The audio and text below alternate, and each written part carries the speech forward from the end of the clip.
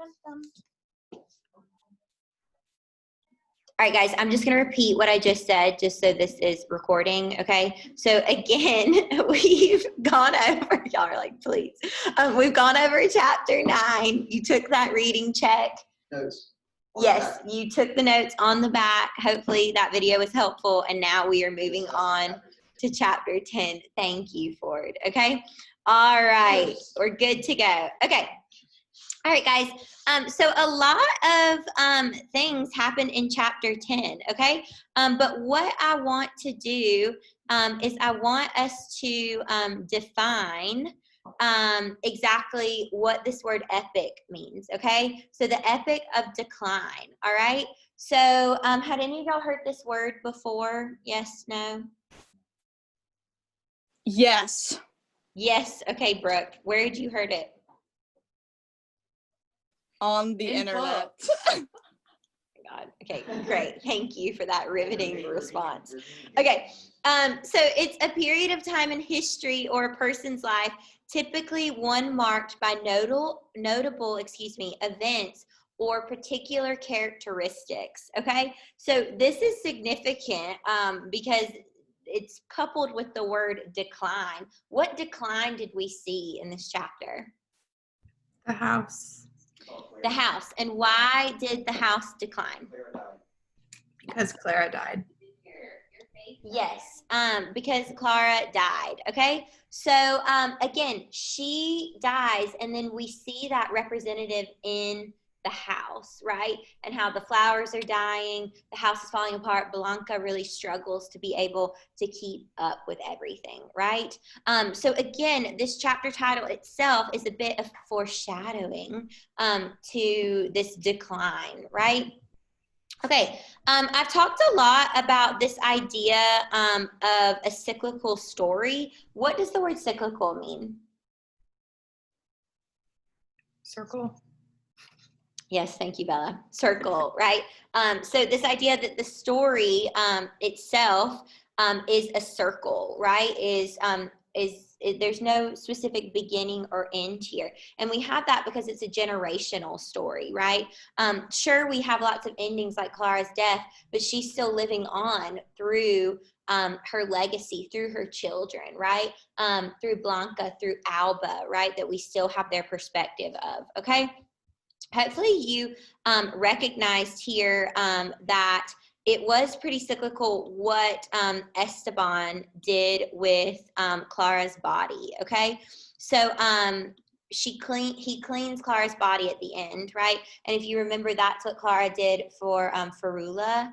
Do y'all remember that? Whenever she finds her body and she cleans it, and it was a really symbolic way of showing her love there, okay? So again, that's more evidence of this idea of a cyclical story, reminiscent the way Esteban treats Clara the same way that Clara treats Ferula, okay? Again, this is kind of one of the main points of the book here. This idea that Esteban begins to see death not as separating the family, but bringing them back together, okay? This idea of life and death being cyclical, okay? There's no true beginning, there's no true end. And do y'all remember that quote I gave you from Clara? I think it was on one of your reading checks, right? About the way she feels about death and how it's not truly an ending. And we know that she has some of that magical realism element of just a change. Wow, Ford. That was amazing. That is amazing. I actually am so happy. He remembered. Did anyone else remember that quote-a-roo there that Ford got it? Yes. Yes, I knew it, Brooke. It was just on the tip of your tongue, right? Okay, good. So, again, this idea of it being cyclical too, because isn't it interesting how Rosa the Beautiful is brought up again too, right? And how they have to steal her body. Do y'all remember that from the Del Valle plot? Or I don't think it's Del, I think it's just Del Valle. And so they take Rosa the Beautiful's body and they bury Clara with her, and then Esteban's going to be buried with them too. Yeah. Yeah, good. Yes, exactly. So again, this symbolizes his deep love for both Rosa. Remember, that's where this all started. Y'all remember that back in chapter 1, right? Him working in the mines and trying to make it right so that way he can be with Rosa. Remember, that's how it all began. And then that's what led him to Tres Marias. Do we recall all of this? It seems like a very long time ago. I know. Okay. So again, it symbolizes his materialism, his idea of if they can be together physically in the afterlife, they'll be together spiritually. Okay. If y'all didn't already understand this, we've talked a lot about unreliable narrators. Okay. Esteban is certainly unreliable. Okay, so what are our 2 methods of narration in this book? Someone remind me the tenses and who our narrators are. Okay, Esteban's the narrator, and what tense is his narration in? First person. Okay, it's also first person. I think it's past when he talks about it, right? Almost like he's reminiscing. Okay, first person past. Or who is our second narrator? No. Blanca. Alba. Alba. Okay, it's Alba. Okay, and who is Alba again? Y'all remind me? Blanca's daughter. Exactly. Good. Okay, Clara's granddaughter, Blanca's daughter, Esteban's granddaughter, right? So it's interesting because we have now this really huge section of proof that he is so unreliable. Because remember, we had his perspective a lot with Rosa when she died, right? And him going to the mines and the way that he felt. Also with Tres Marias when he's there. In case you didn't know, he's very unreliable. And this is proof because he believes that Clara forgives him in death. Do y'all think that Clara actually forgives him? Do we have any evidence that she forgave him before she died? No. No. Okay. So again, that's why it's significant here. There is 0 evidence that Clara actually forgives him. That is what he wishes to believe. Okay. So again, knowing that his narration throughout this is untrustworthy is important to know. He's kind of an untrustworthy guy in a lot of ways. Okay. All right. So again, I kind of touched on this in the beginning. But this idea of the wilting of the flowers and the death of the plants represent Clara's present as a life force. Okay, so even though there are sections of this novel where we don't hear a lot about Clara, right? It's important because she does symbolize this idea of life. And anytime you have plants, it's a symbol of life. What did we just recently read that had a huge symbolic significance on a plant?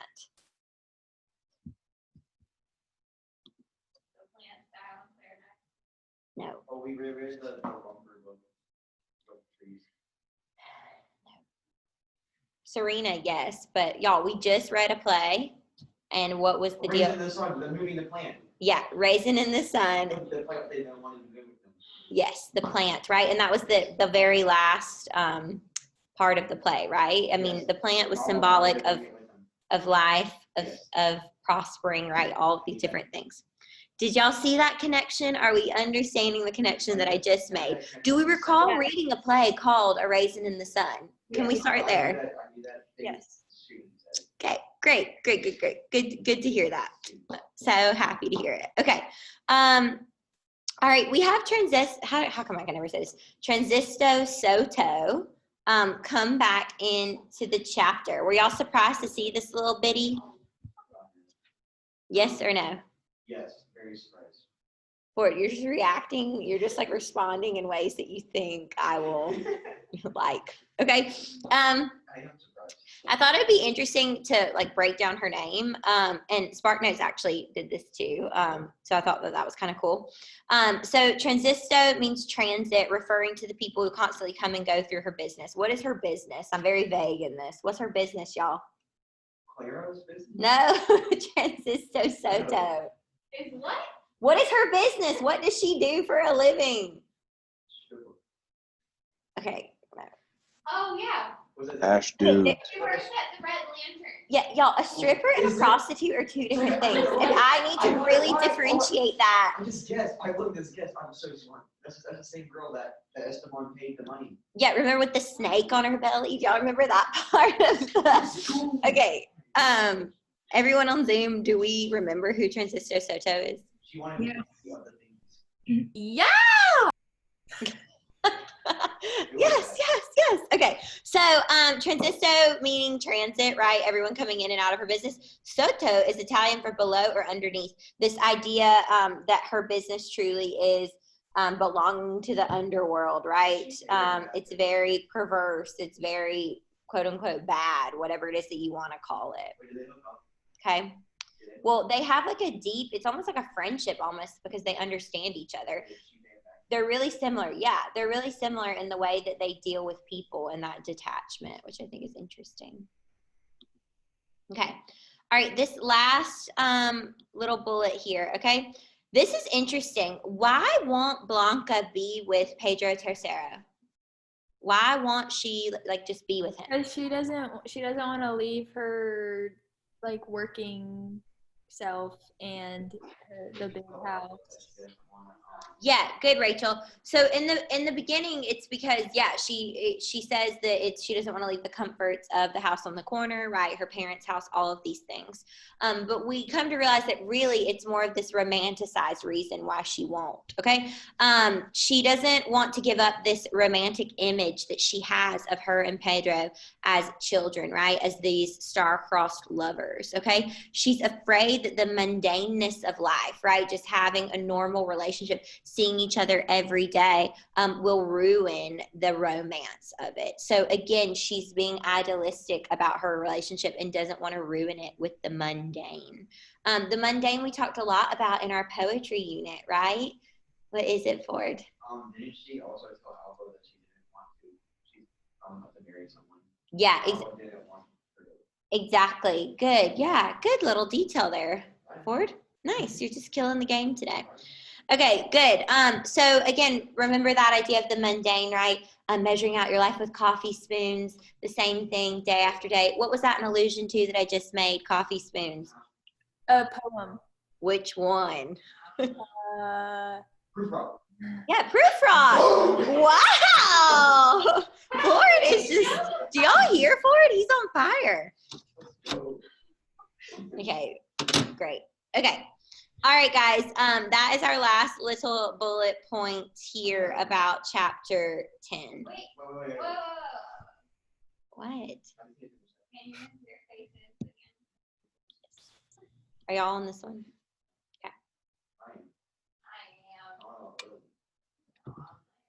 Okay. All right, guys, while we're finishing writing this, I'm going to go over what we're going to work on for the rest of class today. And then prepare you for tomorrow, okay? Are we good? Tomorrow, is it going to be a reading check on just chapter 11 or chapter 10 and 11? Chapter 11. I might throw in a question from these notes just to throw you off. We'll see. Tomorrow? Maybe. What is that M word from the? Oh, mundane. Okay. All right. Okay, so what I want to go over now is just our homework and things moving forward, okay? So if you look in today's Google Classroom, okay, we just did our chapter 10 discussion.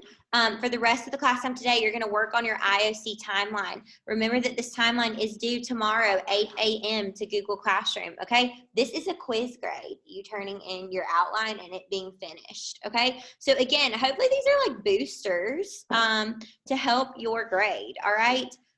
So again, you want to make sure that it's completely filled out, that you have your textual evidence, you have your thesis statement, that you are good to go, because next week, you're going to be putting it into your own 10-point bullet points and then practicing with a peer, okay? So remember the way that you turn this in, do not email it to me. That is not how you turn it in, okay? It's on the stream here. It says posted a new assignment. Also, it's under the classwork tab. It's right where is it? Oh, it's right at the top. Okay. So again, please fill out the below outline due Friday, December 4 at 8 a.m. This is how you turn it in. You can just turn in the link or you can attach it here. Okay. This is a quiz grade. I'll be looking over these over the weekend just to make sure that we are on the right track. Okay. So before you go into the weekend, you should again have your global issues. Certainly you should have your 2 texts. You should have your thesis. You should have broken that down into a formula that you know how long that you have to talk about each of these. Remember, you're only talking for 10 minutes. You don't want to go over and you don't want to definitely go under. Over, I can cut you off, right? But you still want to be sure that you've gotten to all of your points, okay? So I suggest typing it all out. Like you're typing out what you're going to say in your introduction, what you're going to say in your conclusion. You're typing out your quotes, right? And I hope y'all realize like thesis point 1 quotations. That means for your first thesis point, you're going to have example from your works in translation and then an example from the other work that you've chosen. That's what that is. You should have one of each there. Okay. So again, you're typing out what you're going to say. I mean, this is all typed out. So that way next week you have almost a script to practice with and hone it in. Because remember, for your actual IOC, you can only bring in a 10-point bullet point to help guide you through this 10-minute discussion. So you'll be working on honing that in. Okay. So again, this is due tomorrow as a quiz grade. One thing that I do want to announce to you guys is that the IOC has been moved to your midterm, okay? We are no longer doing a separate midterm. These will be done during your midterm. This is our midterm, okay? No. Wait, so then can the outline stuff be due a little later? No, that was the deal I had to make, is that you still stayed on schedule for what you had to do, but I was able to push it back for you guys. But this is still due tomorrow, okay? I have to have something to see so that way next week I can know what to work with you on, okay? Hey, Miss Tesser. Yes. So for our midterm, are we just like not gonna sit there? Like, are we just not coming to school? You guys will sit in a holding room and be able to like look over your notes and kind of. Oh, so we're like doing that thingy like in that time? Yes, ma'am. Mm-hmm. Oh, cool. Yes. Yes. Is there a spot on the outline for our excerpts from the book? No, I will be, you will either bring those in if those of you who are still Zooming at that time, which I'm not sure how many of you will still be by the midterm. I'll have a place for you to turn that in. Okay. I'll be at school. Okay, good. I mean, I think at that point, most of you guys will be done quarantining, right? Yeah. Okay. So the midterm for y'all is on Wednesday. It's the first day of midterms, but some of you guys will be going, no, not next Wednesday. It's the next. Yes. Okay. Some of you guys, I will actually probably start these during our review days because like we won't really need to review since we have all of next week. So some of you might have it done, during the review day. And so you wouldn't need to show up for the final. I'm going to be scheduling those accordingly. Okay. I have to get with Madam Bay on that. I really had to fight for you guys for this on this. So I really hope that you take it seriously, okay? I'm not giving you more time just to mess around, which is why, again, this is still due tomorrow. You still need to keep on track. Next week, I will be individually conferencing with each of you to go through this outline and make sure everything looks good, okay? Is that clear? Yes. Can I have a response from Zoom? Clear. Okay. Yes. Okay, good. All right. So, again, this outline is still due tomorrow, 8 a.m. It's a quiz grade. Okay. This is still worth, well, now it's not worth like 2 test grades. It's your midterm grade, right? Which is pretty significant here. Okay. So we will do still like what I had in mind as your practice, as your midterm, which was a practice IB test. We'll do that in January and it'll just count as like a normal test. So we will still be practicing. Are we gonna have any more test grades this Nope. quarter? Really, oh gosh. Nope. No That's more test grades. You have a reading check tomorrow. You'll have probably 2 reading checks next week. And then you have this quiz grade. So yeah, and I mean, this will be pretty good too if you do well on this outline. Hey, Is Hi. the reading check on chapter 10 and 11? I might throw in a couple questions from our notes today. Hopefully you wrote them down. Oh, I did. Okay, good. And but I'll be like checking to make sure you read chapter 11 tonight. Okay. Good. All right, guys. So are we clear? And know that over the weekend you will be reading chapter 12. Okay, we're finishing it up next week. We're just trying to wrap things up, get things going. Again, I just think it's good for you to have your outline done before you go into the weekend, so that way you have something to kind of be looking at and practicing it. No. Okay. All right, guys. So again, everyone's clear on how to turn this in tomorrow. Yes? Yes. Okay. So remember, tomorrow, guys, you won't have to come to Zoom. I will post the reading check as a Google form, and then I will post a video of myself going over chapter 11. Okay. So we won't be meeting live. All right. Everything will be in Google Classroom for you to access. Does that make sense? Yes. Okay, so again, don't show up for Zoom tomorrow. Everything, you can do it on your own time. I mean, I won't be grading them until probably Monday, okay? So if you want to sleep in tomorrow and get it done at some point this weekend, you're welcome to do that, but you need to be sure your outline's turned in. That, again, is my gift to you. So you basically have the weekend to do the reading check if you really want it, okay? Are we good? Are we feeling less overwhelmed? Yes, a lot. Okay, sweet, good, happy to do it. Okay, so is everyone clear? No Zoom tomorrow. Just make sure that you've turned in your IOC. Do y'all want me to just make it due by like 3 p.m. tomorrow? Yeah. Yes. I'm not gonna look at it until the weekend. I can work on mine too. Yeah, would y'all like me to move the date to the end of the school day tomorrow? Yes. Yes. Yes, okay, because I want it done before you start your weekend, but I can do it at 3 p.m. Okay, I'll change it to 3 p.m. tomorrow. IOC due. Sleep in if you want. Make sure you get the reading check done this weekend. Make sure that you're continuing to read this weekend, chapter 12. Good? Yes? Okay. All right, guys. I think that's all I have for you. You've got about 20 minutes to keep working on your IOC outline. If you have any questions for me, I won't be available to conference this weekend. I'm going to be out of town, but we'll be conferencing next week. So have peace of mind knowing that I'll be meeting with each of you individually about these outlines. Okay? Good? Yes? Can I get a goodbye from my beloved Zoom? Goodbye. Bye. Okay. All right, y'all have a great weekend since I won't see you, and stay tuned to Google Class, okay? Okay. All right, later, Gators. Bye.